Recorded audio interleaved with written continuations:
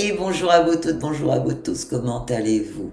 Me revoilà pour un petit papotage. Euh, Comme je vous l'ai dit la dernière fois, j'avais envie de revenir un petit peu sur la relation humaine. Ça fait quelque temps que je revois des choses chez les autres qui me posent question. Depuis tout petit, on nous a appris à être gentil avec l'autre. On nous a appris à faire plaisir à l'autre. On nous a appris à ne pas dire ça, même si tu le penses, parce que ça va faire de la peine à l'autre. On nous a appris en fin de compte à nous trahir avec nous-mêmes. Vraiment. Ça, c'est fait par l'éducation, c'est suivre les conventions, alors toutes les éducations, hein, qu'elles soient judo-chrétiennes, patriarcales, les traditions, bien se tenir. Si ce n'est que bien se tenir, en fin de compte, ça s'appelle du mensonge. En tout cas, c'est comme ça que je le vois, c'est comme ça que j'en parle aux élèves des chemins de soi. Je leur dis souvent, tu as envie d'être quelqu'un d'heureux? Vraiment? Tu as vraiment envie d'être heureux? Cesse de mentir. De mentir à l'autre pour commencer. Mais surtout d'apprendre à cesser de se mentir à soi-même. En écoutant son corps, tout simplement. On me propose quelque chose, si mon corps se contracte, c'est non. S'il est détendu, s'il est en paix, c'est oui. Tout simplement.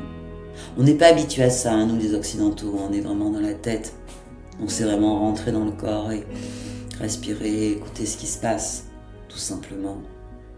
On nous a appris, et je pense aussi à ces dames, mais je sais que les messieurs le font aussi, hein. Donc je dis ces dames pourquoi? Parce qu'elles sont souvent branchées sur l'inconscient collectif féminin de la servitude, et ça depuis des siècles et des siècles. Donc c'est d'être au service de l'autre, de faire d'abord pour l'autre, de s'oublier pour l'autre. Petite question.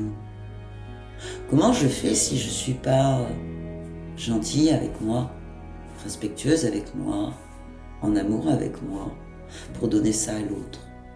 Parce que si je l'ai pas au fond de moi, je vois pas vraiment comment je peux l'apporter, puisque je sais pas ce que c'est. Et d'un autre côté, je vais demander à l'autre de me remplir de ça. Hein, complètement. C'est-à-dire d'être gentil avec moi, de me respecter et d'être en amour avec moi. Donc je le prends en otage. Donc je tombe dans l'attachement, je tombe dans la dépendance affective, j'attends un geste de l'autre qui me montre que je suis important. C'est une vraie prison, hein, vous ne trouvez pas? En tout cas, c'est comme ça que moi je le vois. C'est une vraie prison et on s'emprisonne soi-même en étant en haute trahison avec soi.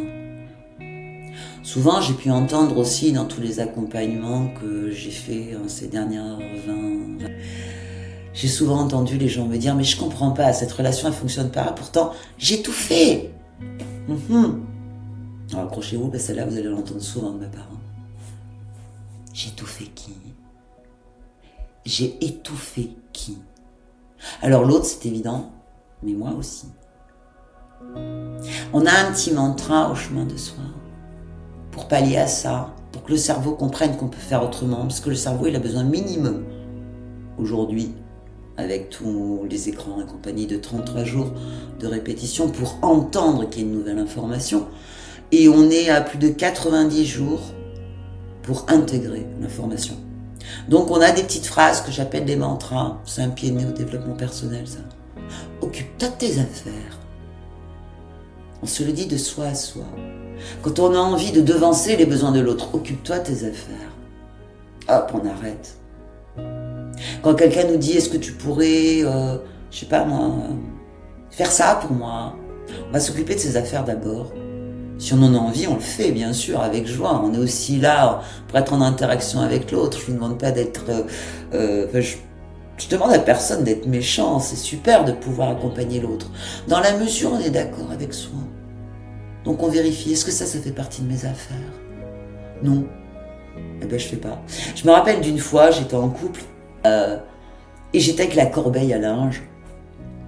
Et je passe devant lui, il était sur un ordinateur en train de jouer, et il me dit « Tu pourrais m'apporter à boire, s'il te plaît ?»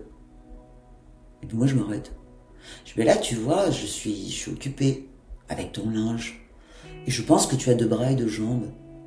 Et je pense que dans cette relation, ce qui est important, c'est que tu deviennes autonome et totalement responsable. Donc avec tes 2 bras et tes 2 jambes, puisque moi je suis occupée quand même à m'occuper de nous aussi, bah tu peux aller chercher à boire. Puis par la même occasion, comme moi je fais quelque chose pour nous, peut-être me servir quelque chose à boire. Je sais, ça peut paraître un peu cash, mais je me mens pas. Alors sur le moment, il a souri en disant « Ah oui, c'est vrai, ça fonctionne comme ça. » Bah ouais, je suis intègre. Je vais pas te mentir. Je vais pas lâcher la corbeille à linge, aller te chercher à boire, et en servant ce verre, faire pfff, il peut pas le faire tout seul. Je pense que vous connaissez ce genre de situation plus ou moins similaire. Pour être heureux, et je le réitère là, arrêtons de mentir. Pour apprendre à cesser de se mentir avec soi, il y a ce corps, mais il y a aussi toujours cette possibilité de se demander si vraiment ce qu'on envisage de faire là, pour l'autre, si c'est quelque chose qui nous met en joie. À l'époque où j'allais au cinéma avec des potes, on arrivait devant le cinéma, en général on avait pensé voir un film ou 2. Très régulièrement, je n'avais pas les mêmes goûts qu'eux. Donc devant les affiches, comme ça, avant de rentrer, de décider quel film on va voir, très régulièrement, je leur disais non, moi il m'intéresse pas votre film, mais allez-y, hein. Moi je vais prendre celui-ci. Alors il y en a qui râlaient en disant mais quand même, on est venu au cinéma ensemble. Je dis mais bon, sois logique.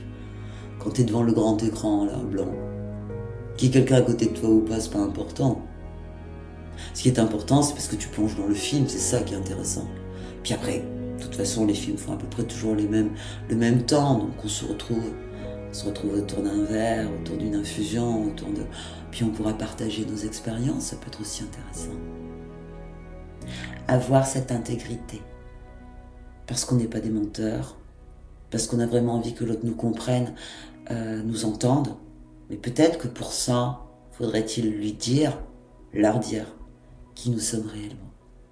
Voilà, c'était mon petit papotage sur la relation humaine. Je vous remercie infiniment déjà de les écouter. Je vous propose bien sûr, si vous le désirez, de mettre des petits commentaires dessous. Si vous avez des questions et tout, ce sera avec grand plaisir que j'y répondrai. Vraiment, je reviens très vite. En général, 1 fois par semaine, sauf si la vie m'appelle ailleurs. Parce qu'on ne sait pas ce qui va arriver dans 15 minutes. On est tous d'accord. Donc on s'engage aussi auprès de l'autre, hein, mais toujours avec cette idée-là quand même. Je ne sais pas ce qui va arriver.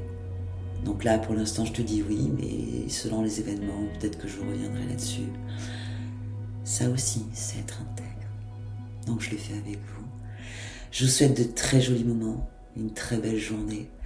Je vous souhaite d'être dans la joie, de pouvoir peut-être prendre de la hauteur, vérifier si tout ce que je viens de vous dire résonne avec vous, et pourquoi pas de commencer à l'appliquer.